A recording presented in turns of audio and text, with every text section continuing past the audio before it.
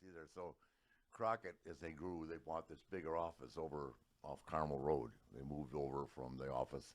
They kept the land and the building on South Boulevard and moved over to this big place, 30,000 square feet, put in rings and all that, right? So, old and Gene, this is when Gene was breaking guys in, right? So, do you know the story about the mask guy coming in and all that? No. Okay, so, did you ever know Gene Anderson? No, I never got a chance to meet him. Yeah, well, you would love it. Hey, so this guy walks in with his dad to the office, and this is the same day as Magnum comes, right, to get a tryout. So what Ole did, and Gene, they'd run these guys ragged up and down stadium steps. You've heard the stories, right? Oh, and yeah. And beat the crap out of him. Well, this guy comes walking into the office with his dad, and I start getting him. We picked our paycheck, and this guy goes, "My son wants to try out for wrestling." And Gene says to him, "Well, take out the mask." And the kid goes, "No, I'm taking my mask off. I don't know who I am." Oh my God. Okay, well, We're the office. It's okay if we know who you are. No, you'll get it. They went back to the ring, and he wouldn't take off the mask. Ooh, man, they beat the crap out of that poor kid, man. I mean, just that's the way it was, right? So that afternoon, Terry Taylor comes in, and Buzz Sawyer's down there with him, right? And they beat up Magnum so bad he came walking out, and he saw me in the parking lot, and he said, "God, I'm a big fan of yours. He said, what do you think I should do?" Buzz Sawyer and Ole and Gene beat the shit out of him. I said, "If you go home, you'll never make it. You got to come back tomorrow." And he did, but he paid the price, man. And he was a good amateur wrestler. He wrestled in college. Yeah. Terry did. You know what I mean? Yeah, but I mean, he wasn't a national champion. But Rick, when you're in a situation like that, you're not really instructed to fight back. No, I know that's the point. But Buzz Sawyer was tough too. Oh yeah, that's what I'm saying. Yeah. And I didn't like that. I mean, but I didn't like taking liberties with the guys. I didn't even like watching them because they were, they don't know they can fight back. Right. And like I'll give you an example. Eddie Graham was famous for that. He'd have Bob Roop and these guys kick the crap out of these guys, And one day he asked Briscoe to do it. Briscoe said, "I don't do that." Right. And Eddie and him had a falling out. Jack wouldn't do that kind of stuff. Right. But that was their deal. And then who broke them a habit of that? A guy named Dick Slater walked in the office and wanted to become a wrestler. And they told Roop to soften him up. Roop was laying cold in a pool of blood. Slater was that tough, man. The rest is history. Dick Slater you would have loved him, man.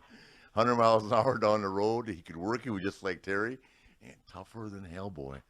Remember that kid that played football for the Oakland Raiders, Matusak? Yeah. He beat up Matusak on the beach. He went up to his hotel room with spring break, and Slater was in high school. Matusak was at the University of Tampa with Orndorff at the same time, right? So he was hitting on Slater's girlfriend. Slater beat the crap out of him. He went up to his hotel room, and Slater said, "Write me a note and apologize to me before you come out." True story. Nobody messed around with Slater, man. But I'd always heard about that from his Mid-South days down there in Watts territory with some of the things that he did.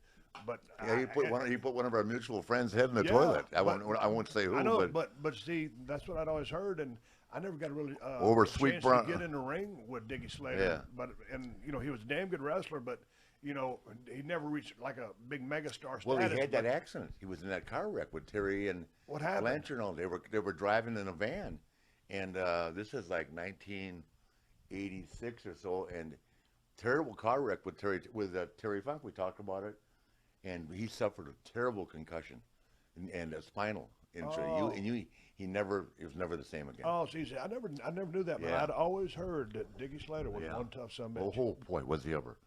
Was he ever? I mean, he's back. Because they put him. Who was he together with when they were the Hardliners? Bob. Oh, that was Dick Murdoch. Dick Murdoch, yeah. Yeah. That was a good old school tag team. But that was the infamous story where I was with Arn and I said, "Look out the curtain here because the Steiners ain't gonna stretch Dick Slater." No. And they hated working with, but they hated those old guys. I don't want to work with them, but.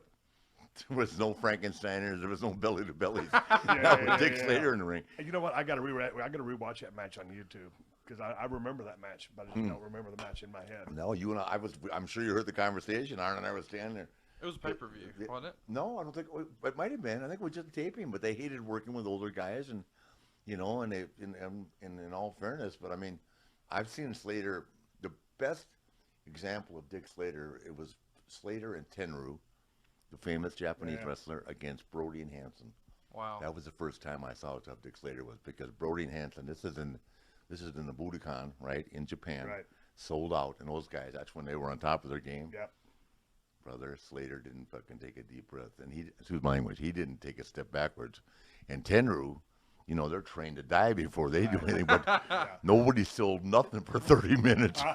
But they didn't. They weren't. And Slater wasn't afraid of them at all. As a matter of fact, I mean, in my estimation, they were thinking, you know, let's take it easy on Slater, Yeah. because he had that punch, man. I mean, he could knock anybody out. I've seen him do it.